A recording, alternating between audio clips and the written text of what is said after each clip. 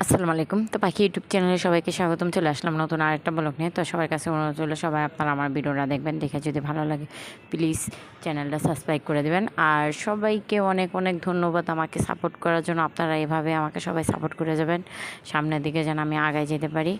আর আমি আপনাদের সবাইকে, যাদের যাদের ইউটিউব চ্যানেল আছে কিংবা তৈরি করবেন চিন্তা ভাবনা করতেছেন, আমি সবাই আপনারা চ্যানেল খোলার পরে আমাকে মেসেজ করবেন। মেসেজ করলে আমি যাইয়া আপনাদের চ্যানেল সাবস্ক্রাইব করে দিয়ে আসবো, কিংবা লাইক করে দিয়ে আসবো, কমেন্ট করে দিয়ে আসবো। আপনারা প্লিজ আমাকে সবাই সাপোর্ট করবেন এইভাবেই। আপনারা যদি আমাকে সাপোর্ট না করেন তাহলে আমি বললাম সামনের দিকে আগায় যাইতে পারবো না। আর আমি চাই আপনারা সবাই আমাকে ভালোবাসা দেন, আর আমি একলা মানুষ আপনাদের সবাইকে অনেক ভালোবাসা দেব। কারণ ভালোবাসা না দিলে কোনো একটা মানুষ সামনের দিকে সফলতা হতে পারে না। যদি আপনারা আমাকে কেউ নাই ভালোবাসতেন তাহলে আমি এতখানি আসতে পারতাম না। আপনারা অবশ্যই আমাকে অনেক ভালোবাসেন, এই জন্য আমি সামনের দিকে আগায় যেতে পারতেছি। আমার একটা ফেসবুক পেজ ছিল। আমি ইউটিউব চ্যানেল খোলার আগে ফেসবুক পেজটা খুলছি আগে। ফেসবুক পেজ খোলার পর মনে করলেন আমি ভিডিও আপলোড করি। আপলোড করার পরও তারপর দেখি ভিডিওতে কোনো ভিউ নাই, এটা নেই সেটা নেই, ফলোয়ার নাই। পরে যাইয়া পরে 2-3 বছরের মতো আমার ওই পেজটা ছিলই, এখনও আছে পেজ। আমি আবার তো করে ফেলাই দিইনি। তো এখনও আছে। কোনো ভিডিও আপলোড করলে আমার ভিডিওতে ভিউ হয় না, কিছুই হয় না, ভাল লাগে না। এই জন্য ওই পেজটা আমি বাদ দিয়ে দিছি, ফেসবুক পেজ। ঠিক আছে। তো ফেসবুকে থেকে আমি ইউটিউবে ভালো একটা সফলতা পাই, কিংবা ইউটিউবে ভিডিও আপলোড করার পরে ভালোই আমি যেন সাবস্ক্রাইবার পাইছি, ফলোয়ার পাইছি।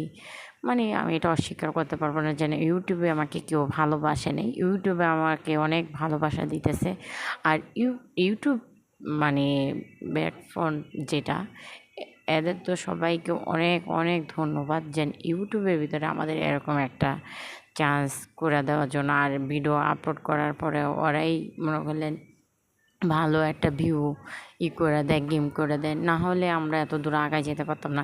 এই যে আমরা যদি এই যে মনে করলেন গেছে বছর যখন ফেব্রুয়ারি মাসে যে এই যে এই ইউটিউবে শর্ট ভিডিও আপলোড করার একটা করে দিছে, এই শর্টের মাধ্যমে আমাদের ভিউটা বেশি বাড়তেছে। আমাদের লং ভিডিওতে অত ভিউ নাই, দেখবেন লং ভিডিওতে ভিউ অনেক কম। কোনো শর্ট ভিডিওগুলি আমরা যত দুষ্টাইমি করে সারি কিংবা যেভাবেই সারি না কেন, ওটার ভিতরে একটা ভিউ হচ্ছেই, ওটার ভিউ আবার কমতেছে না। ওটার ভিউ যেভাবেই হোক হইয়া জায়গা, ভিউ হয়, লাইক হয়, কমেন্ট হয়, সবই হয়। তো এই জন্য ইউটিউবকে অনেক অনেক অনেক ধন্যবাদ যেন ইউটিউবের ভিতরে যাই আমরা মনে করলেন এরকম একটু সফলতা পাচ্ছি। আর সবাইকে বলি যেন আপনারা যারা চিন্তা ভাবনা করতেছেন ইউটিউব চ্যানেল খুলবেন, তো খুলতে পারেন, কোনো সমস্যা নেই। তো সবাইকে বললাম আপনারা আমাকে সাপোর্ট করবেন। আর আমি আজকে এই যে ভিডিও বানাইতেছি আর ঝগড়া করতেছি, ঝগড়াটার কথা বলতে পারলাম না কারণ ঝগড়াটা চলেই গেল। আজকে আমি বাচ্চাদের সাথে সেই ঝগড়া করছি আমার ছেলেদের মাঝে দেখা। তো আমার 3টা ছেলে, মাশাআল্লাহ দিলে 3টা ছেলে মোটামুটি ভালোই বড়। এই যে এটা বড় ছেলে দাঁড়ায় রয়েছে শার্ট প্যান্ট পিন্দা, এটা মেজো ছেলে এই যে প্যান্ট পরে খাড়া রয়েছে। তো এরা আমাকে অনেক জ্বালায়।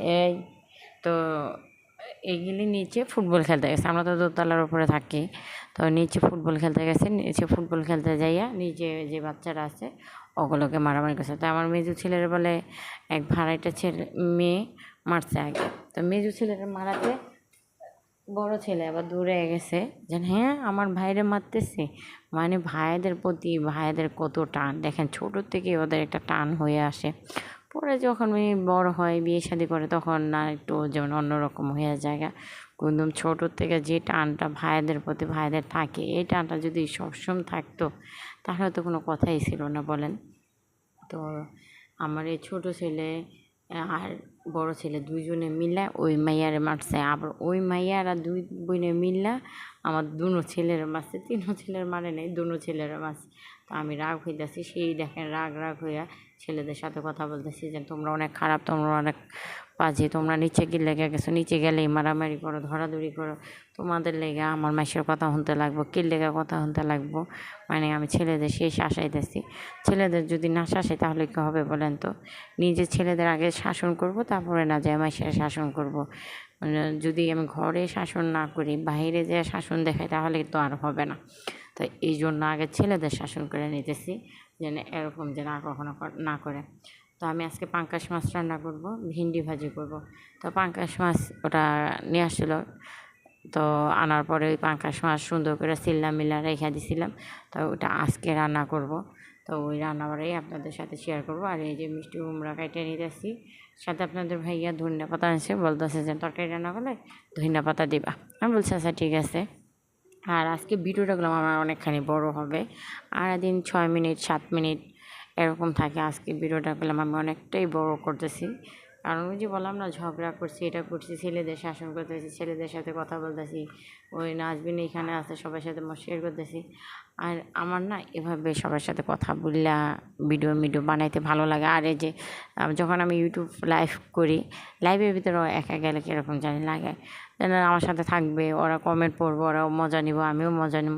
বসে থাকে, প্রেম প্রীতি তো করি না আমরা, বসে থেকে একটু লাইভ করি।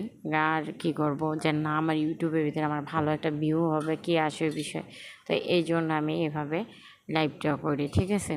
যে লাইভ করলে আমার একটা ভালো ভিউ হবে, ওইখান থেকে একটা সাবস্ক্রাইবার কমপ্লিট হবে, ওইখান থেকে আমার একটা ওয়েস্ট টাইম আসবে। তো এই জন্য, আর ওইখান থেকে আমার একটা মানুষের সাথে পরিচিত হবে, যেন আমি কোথা থেকে ভিডিওটা ছাড়তেছি, কে আসে ওই বিষয়ে। মানে একজনের সাথে কমেন্ট করলে জিজ্ঞাসা করবো আমার বাড়ি কোথায়, কি বাবার বাড়ি কোথায়, কে আসে ওই বিষয়টা জিজ্ঞাসা করা হবে, ওইখান থেকে একটা আলোচনা হবে। এই জন্য মনে করেন লাইভটা করা। আর লাইভ আমি একা একা করতে পারি না, কেটা বলছে করতে পারি না, ওই যে জিজ্ঞাসা করেন যে কমেন্ট করতে পারেন না, আপনি পড়াশোনা করেন নাই, আপনি এটা করেন নাই, সেটা করেন নাই। পড়াশোনা না করলে এই যে ভিডিও টাইটেলটা কেটা দেয়? ভিডিও টাইটেলটা তো আমিই দিই। তারপরে এই যে মাঝে মাঝে আপনারা কমেন্ট করেন, ওইগুলি কেরা পড়ে? আমি পড়ি না, সবসময় কি ওরা থাকে? আর আমার বাসায় যেহেতু মানুষজন আছে, এই যে শুধু নাজবিন বাসায় থাকে, নাজবিন এখন স্কুলে পড়ে। আর ওই যে লাবণী নামে মেয়েটাও থাকে হলো চাকরি করে। আমাদের বাসার বেশি সে মানুষই, মানে আমাদের বাসায় যত ভাড়াটি আছে, আমাদের ভাড়াটে, মানে আমার বাসার ভিতর যে ভাড়াটে আছে ওটা তো আমাদের ভাড়াটিয়াই। তো আমাদের বাসার যে ভাড়াটিয়াগুলি আছে, তো সবাই চাকরি করে। মানে কোনো মতো মনে করলেন 18 বছরও হয় নাই, 17 কিংবা 15 এরকম বয়স হয়েছে, 16 ওরকম বয়সে চাকরি বাকরি করে খায়। কারণ ওরা দেশ গ্রাম থেকে আসছে, ওরা বলে যে বসে থেকে লাভ কি, বাবা মা চাকরি করে, আমরাও যাই চাকরি করি, চাকরি করলে টাকা আসবো। তো ওই যে এই জন্য ছেলেরাও চাকরি করে, মেয়েরাও চাকরি করে, তো সবাই মিলে চাকরি বাকরি করে ওর একটা টাকা মানে আয় করতে আসছে। তো মাঝে মাঝে, আর আমি তো ভাড়াটিয়াদের সাথে সবসময় থাকি। এই যে যেন ভিডিওটার ভিতরে যেন দেখেন লাবণী, নাজবিন, ওরা করলাম আমার বাসা ভাড়াটিয়া, ঠিক আছে?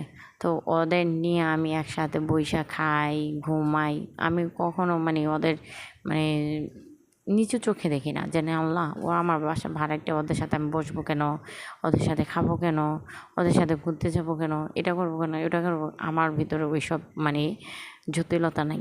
আমি মানুষের, ওরাও মানুষ, আমিও মানুষ, মানুষের জন্য। ওদের দেশ গ্রামের নিজেদের বাড়ি আছে, ঘর আছে, সব কিছু আছে।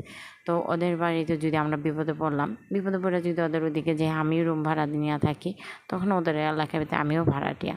তো ওদের নিজেদের বাড়ি ঘর ধুইয়া এখানে আসছে, আমাদের জায়গা সম্পত্তি আছে, আমরা হয়তো বা ঘর ধুয়ে তুলে রাখছি, তো এখানে এসে ওরা রুম ভাড়া নিয়ে থাকতেছে। এই জন্য ওদের কিছু নেই, ওদের ভাড়াটা বলে করবো, ওদের ছোটো লোক বলবো, এটা বলবো, সেটা বলবো। তো এইসব আমার কাছে নাই, কারণ আমার কাছে যা আছে খোলামেলা কথা আছে, ঠিক আছে? আমি একদম খোলামেলা কথা বলতে পছন্দ করি।